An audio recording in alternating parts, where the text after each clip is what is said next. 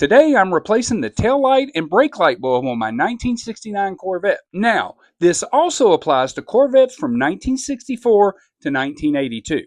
All you need is a Phillips screwdriver and an 1157 bulb, which cost me about $8 at AutoZone. It's a quick and easy job, so let's get this old Corvette lighting up again.